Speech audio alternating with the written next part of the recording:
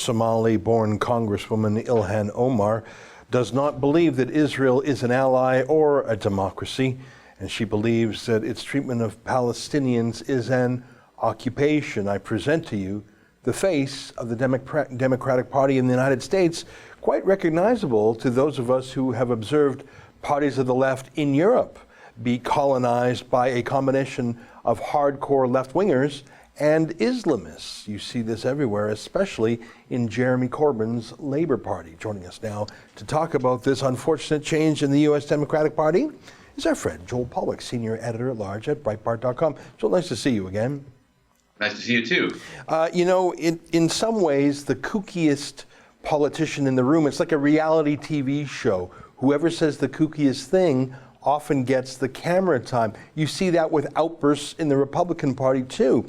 The difference is when there's an outburst in the Republican Party, rogue candidates saying embarrassing things, the party rushes to condemn them. Sometimes they're thrown out if possible. They're fired from positions on committees. I think of Steve King, who's made a few comments that can be interpreted in different ways. He's been shunned by his own party.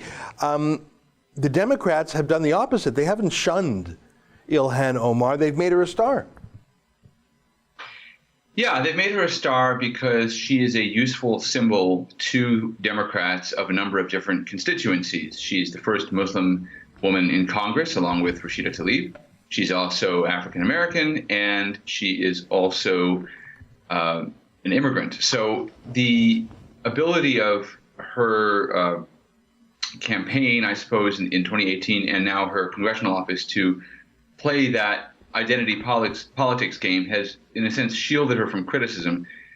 You'll note, for example, that when she and Rashida Tlaib complained that they were excluded from entering Israel, they keep mentioning that they are Muslim women, as if that were the reason they were excluded. Of course, that's not the reason. Israel has let something like 70,000 Muslims into the country to visit or whatever in recent months. I forget if it was months or year, whatever it was, but there was an interesting figure on the internet from a reliable source, a guy named Avi Meyer, who's worked in the Israeli government before and now works for the American Jewish Committee. But there's no doubt that Israel allows Muslims into the country. Israel is essentially almost 20% Muslim. What she's doing is distracting from the fact that it's her policy, her support for boycotting Israel. That's the reason she was excluded. And I think the key fact about that is not only that Ilhan Omar supports a boycott of Israel, the BDS movement, but that she ran explicitly in 2018 on a promise not to support BDS, on a promise not to support boycotts of Israel. You can even Google video of her telling her constituents, her would-be constituents, that she finds boycotts to be counterproductive and would not be conducive to peace.